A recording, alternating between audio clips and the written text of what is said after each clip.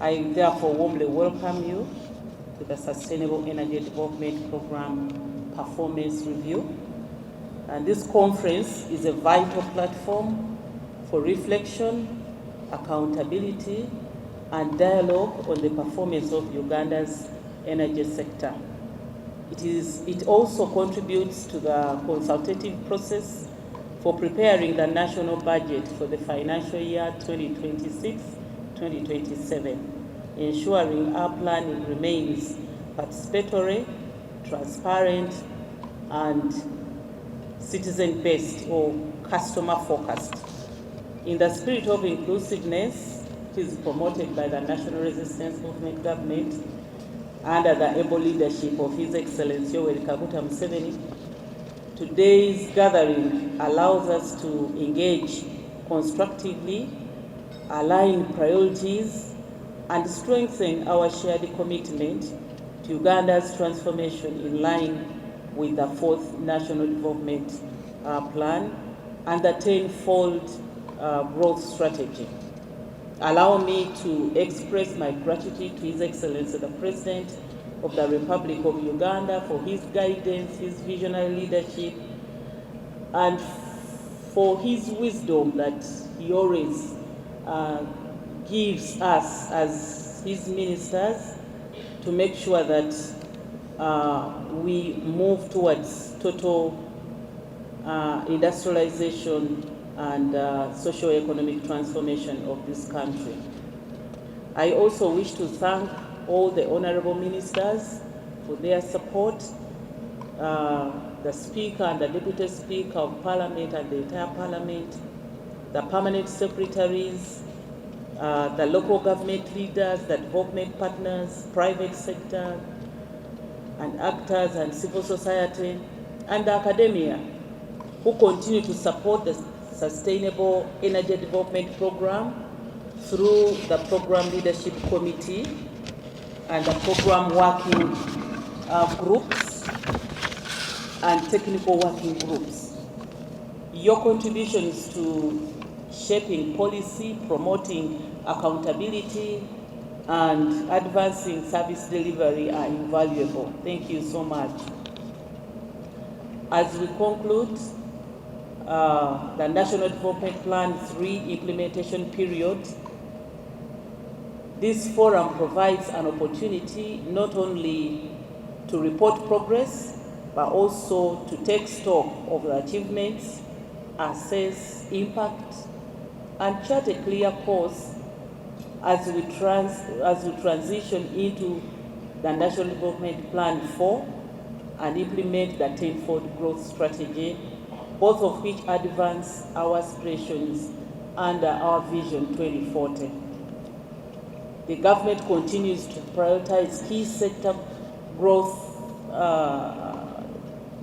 The government continues to prioritize key anchor growth sectors, including agro-industrialization, tourism development, mineral-based industrialization, science, technology, innovation, including ICT, what we popularly call the ATMs, and the creative industry as well, with energy as the central enabler for transformation under the National Development Plan for architecture. Energy is very critical in everything. It is the engine that drives all the other sectors that we have prioritized.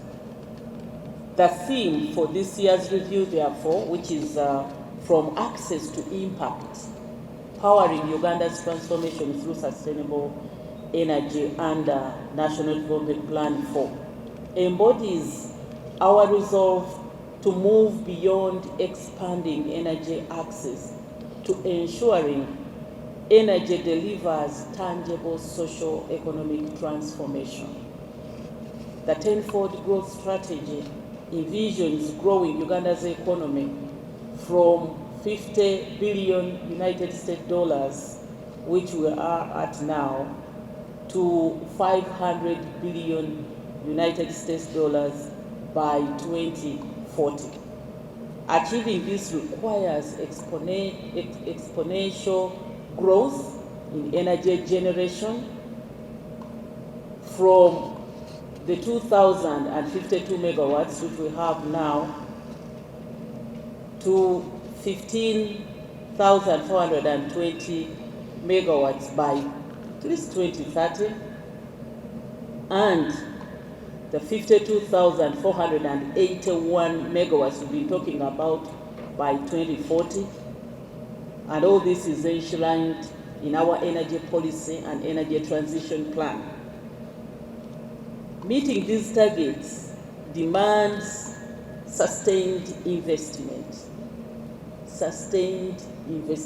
year in, year out, so that we are able to explore the nuclear energy for peaceful use agenda. Sustained investment. It also requires sustained innovation so that we enhance efficiency. We move away from rudimentary methods. New innovations come with new science that will help us reduce on the wastage, maximize benefits from the resources that we have. It requires responsible exploitation of our oil, our gas, and the mineral resources, so that we can drive what we've been talking about, industrialization, so that we can get the jobs for the youth who are the majority in this country, who are educated. It's very, very risky to have a redundant, educated youth being a majority. So this sector is being looked at as a sector that is going to provide solution to that. Wealth creation. The president has been talking about wealth creation. He's been telling us the difference between wealth and development. The roads, the electricity infrastructure, and all that. Now, the theme that says moving from access to impact. We want to see how you have used the electricity that you've gotten access to transform you to wealth. That's wealth creation. We have to move knowing this. Productive use of energy, productive use of electricity. Energy is the lifeblood of Uganda's transformation agenda. It powers industrial zones. It fuels enterprise. It supports social service delivery, and it drives inclusive growth. Our goal, therefore, is to ensure that electricity is affordable, to ensure that it is reliable and it is sustainable, reaching every Ugandan. An ambition we are steadily realizing with access to electricity now at 60%, covering both grid and off-grid electrification. And I want to thank people who have invested in money to make sure that you have electricity in your homes, in your businesses. By using solar, you are not in darkness. So this statistic of 60% includes that kind of access where you get access. In any case, government removes taxes from solar panels in order for you to afford them, and take power to your relatives who are off the grid in the villages. We expect you to help them as our national grid moves towards them. Over the last 5 years of the National Development Plan 3 implementation, Uganda's energy sector has recorded major milestones. I may not be able to enumerate all of them, but as you interface this morning, feel free to ask questions. The people who are in charge of energy transition, generation, and distribution are in the room. But let me mention a few. We have increased generation capacity through investment in hydropower, solar, and other renewables, therefore enhancing energy security. We've expanded the transmission network, including the commissioning of the following transmission lines: Gulu, Kole, Nebi, Arua, 298 kilometers; Mirama, Kabale, 88.5 kilometers; Gulu, Agabo, 83 kilometers; Karuma, Kawanda, 248 kilometers; Karuma, Oruyo, 55 kilometers; Karuma, Lira, 76 kilometers; Namave, South Ruzira, 15 kilometers; Mutundwe, Entebbe, 23.8 kilometers; Opuyo, Moroto, 160 kilometers. I've not mentioned the old ones. Several substations have been added to the national grid to enhance supply of electricity. Those of you who are on Twitter, you saw how the president was informing people of Western Nile that these days his problem is how to land safely in Western Nile, because previously landing was his chopper could land easily because there were no electricity wires. But now, because of the wires in Western Nile, he really finds this, cumbersome to land in Western Nile. So connecting Western Nile to the national grid is a fundamental change for that region. So the substations I'm mentioning, some of those are in Western Nile. Owiyo substation, it's very critical. Nebi substation, Arua substation, big substations, very critical. We've expanded electricity access, connected more homes, schools, and enterprises, both on grid and off grid, which brings a total of 2.5 million connections. We've continued to reduce power tariffs to the current average of 5 US cents per kilowatt hour for both large and extra large industries, and the others are also being encouraged. You consume more, then you are upgraded to enjoying the 5 US cents per kilowatt hour. Namave is our security plant generating 50 megawatts. It uses HFO, which is data. It's the only source of data energy, I think, on our national grid. I normally brag when I'm outside and people are talking about energy transition, forcing all of us to move at the same time. And I ask them now, a country like Uganda, whose generation mix is comprised of only renewable, where do you want me to move from and where do you want me to go? And they're like, you mean you have renewable? I said, we have renewable electricity in Uganda. This plant is just a standby plant. Just in case we need electricity, we call for generation from Namave. It is in the hands of Uganda Electricity Generation Company, and they are running it very well. They just need constant support from government. The other concessions are Chira Narubale hydropower plant, which was run by Expo. It's now under UEGCL.